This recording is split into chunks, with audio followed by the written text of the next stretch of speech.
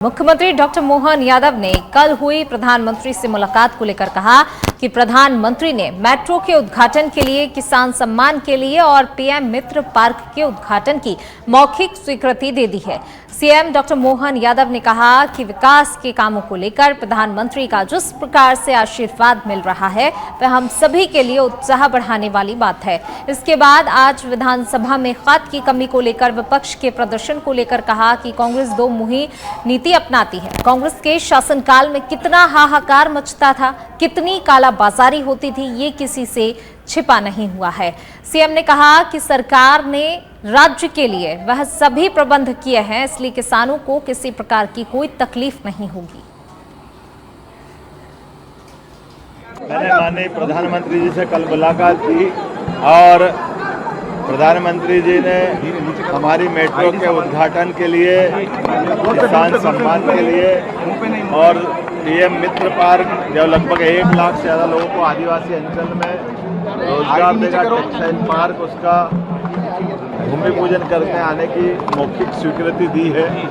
बहुत जल्दी वो तारीख बताने वाले हैं। मुझे इस बात का प्रदेश की जनता को बताते हुए अत्यंत आनंद है कि हमारे विकास के कामों को लेकर के यशस्वी प्रधानमंत्री का जिस प्रकार से आशीर्वाद मिल रहा है वो हम सबके लिए उत्साह बढ़ाने वाली बात है।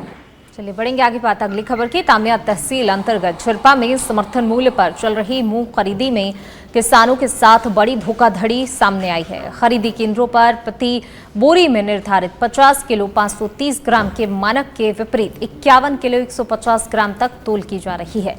झिरपा केंद्र से अभी तक 5000 क्विंटल मूंग की तोली की गई है। एसडीएम के निरीक्षण के बाद भी प्रबंधक की मनमानी लगातार जारी है। तुलाई में हो रही अनियमितता के खिलाफ किसानों ने जिला प्रशासन से जांच की मांग की है। इसके साथ ही चेतावनी देते हुए कहा कि यदि जल्द ही इस गड़बड़ी पर रोक नहीं लगी तो वे आंदोलन करने के लिए बाध्य होंगे।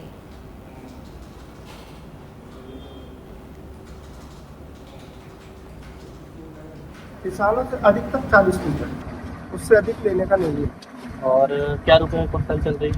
ये 8,700 8,682 और जैसे ये भर्ती जो कर रहे हैं आप एक बोरे में, तो क्या भर्ती ले रहे हैं? भर्ती हम ले रहे हैं, अगर नमी किसी की 12% से कम है तो उसको 50-300 और यदि 12% से अधिक है तो उसको 50-800।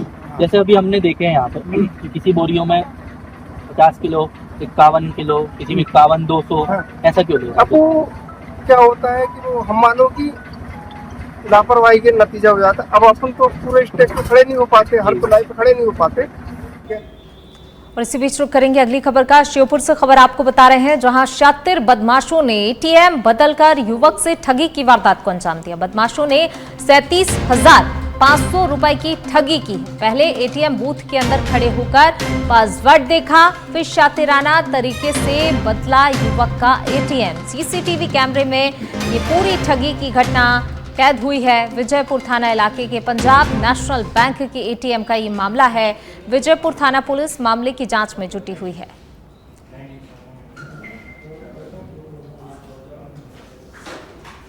तो देखिए, श्योपुर से खबर आपको बता रहे हैं, जहां पर बड़े ही शातिराना तरीके से ठगी की वारदात को अंजाम दिया गया। जब युवक एटीएम में पैसे निकालने पहुंचा तो उसका एटीएम बदल दिया गया और ये पूरी घटना जो है सीसीटीवी कैमरे में रिकॉर्ड हुई है। जब पुलिस तक ये मामला पहुंचा, पुलिस मामले की छानबीन में जुट गई है, लेकिन बदमाशों ने जो है बड़े ही शातिराना तरीके से 37,000 से भी ज़्यादा की ठगी की वारदात को अंजाम दिया है। पहले एटीएम बूथ के अंदर वो घुसे और पासवर्ड देखा और उसके बाद जो है इस पूरी वारदात को अंजाम दिया।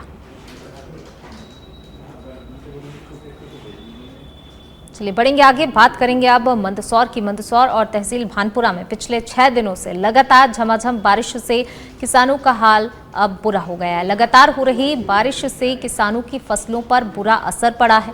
किसानों ने खराब हुई फसलों को लेकर सरकार से जल्द मुआवजे की मांग को लेकर शासन प्रशासन को अवगत करवाया जा रहा है, तो वहीं स्थानीय विधायक ने भी किसानों को मुआवजा देने की बात कही है।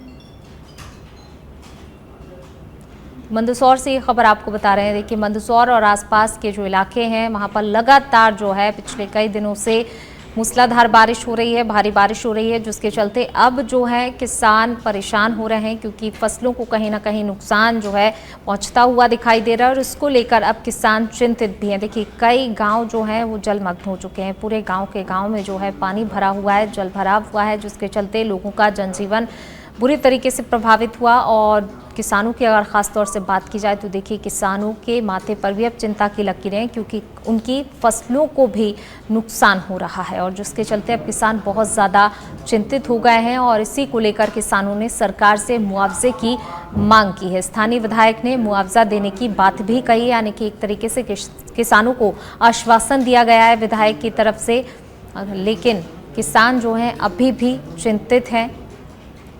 लगातार बारिश हो रही है जिससे फसलों को लगातार नुकसान भी पहुंच रहा है और ये बारिश का सिलसिला लगातार जारी है।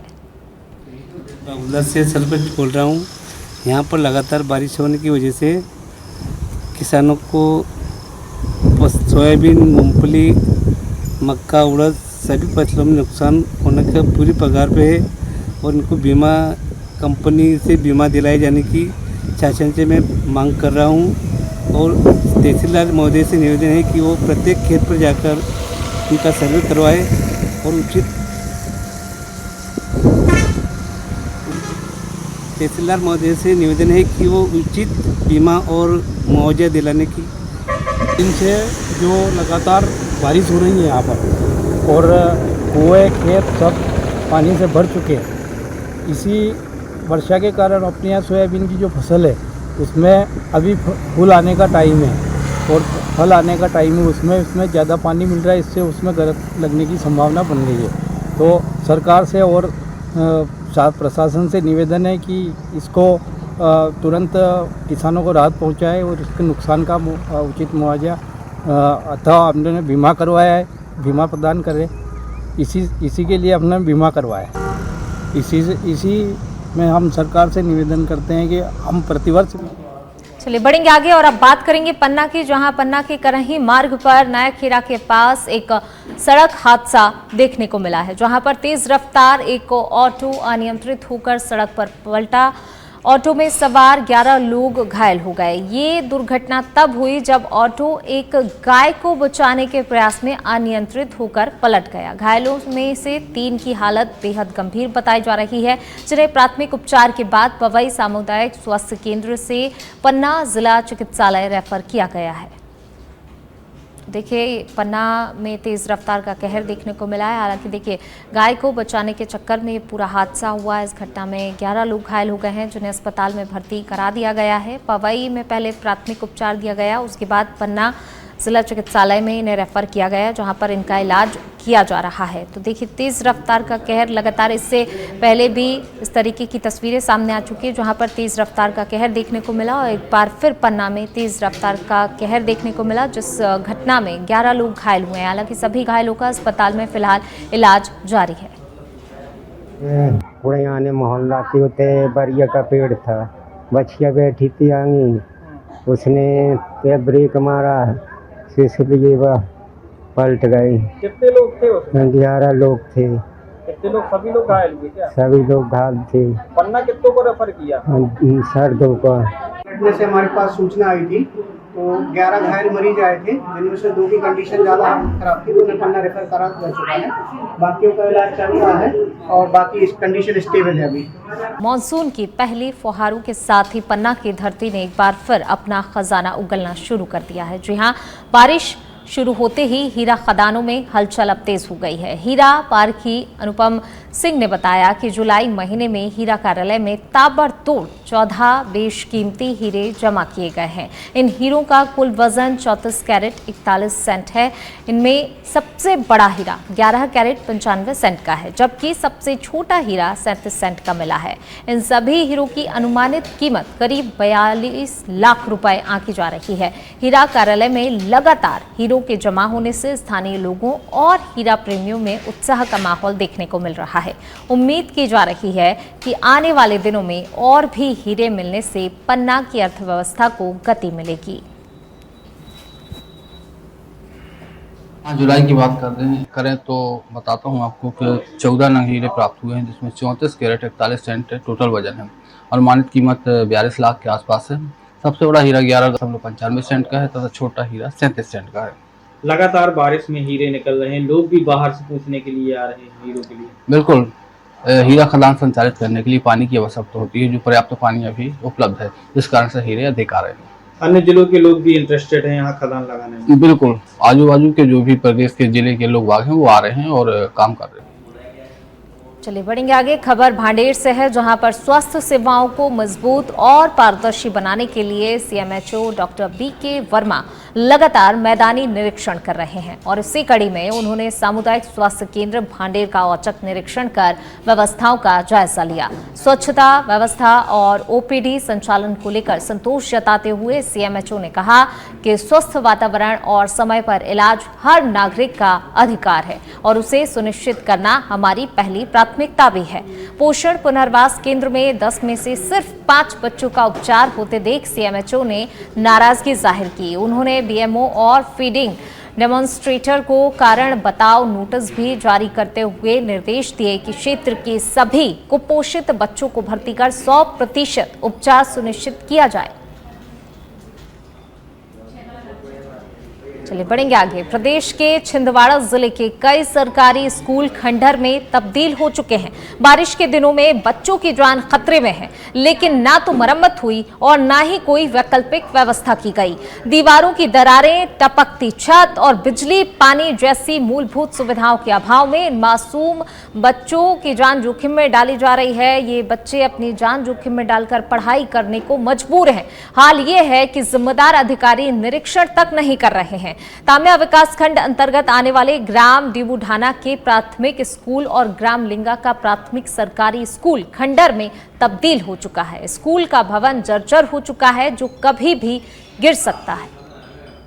यहाँ समस्या बैठने की व्यवस्था नहीं है बच्चों के लिए, क्योंकि एक ही रूम में बैठाना पड़ रहा सभी 1ली से 5वीं तक के। अभी स्कूल भी बिल्कुल जर्जर हालत में है और ये अतिरिक्त कक्ष है, तो इसमें एक ही रूम में बैठाना पड़ रहा है। कितने बच्चे यहाँ पे है 47।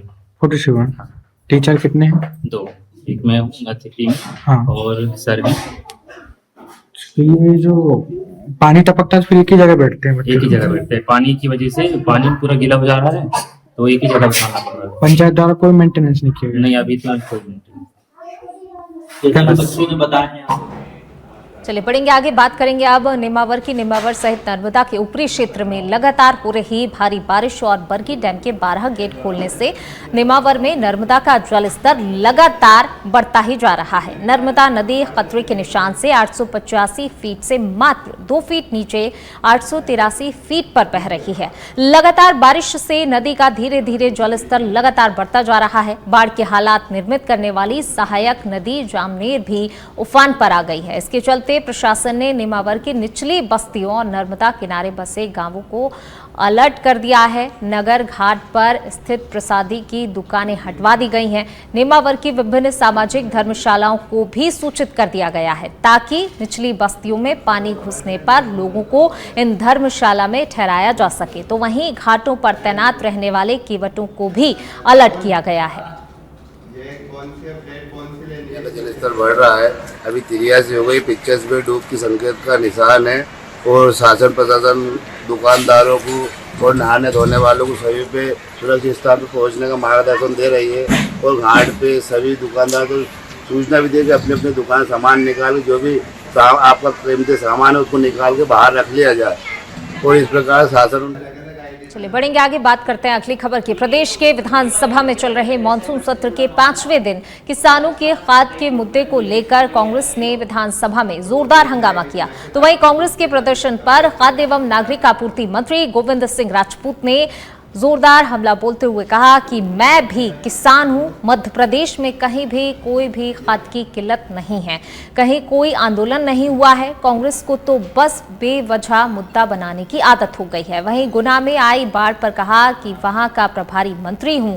मुख्यमंत्री भी लगातार बाढ़ पर नजर बनाए हुए हैं। आज विधानसभा सत्र खत्म होते ही वह गुना के दौरे पर जाएंगे। अधिकारियों को व्यापक इंतजाम करने के भी निर्देश दे दिए गए हैं। यदि किसानों को फसलों का नुकसान हुआ है तो उचित मुआवजा भी दिया जाएगा।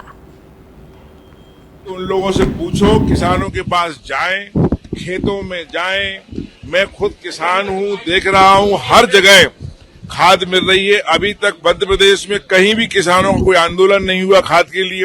पर्याप्त मात्रा में जहां से डिमांड आती है वहां खाद पहुंचाई जा रही है। ये डॉक्टर मोहन यादव जी की सरकार है, संवेदनशील सरकार है, भारतीय जनता पार्टी की सरकार है। किसानों के साथ हर कदम पर हर समय खड़ी हुई है। बाढ़ में आई है।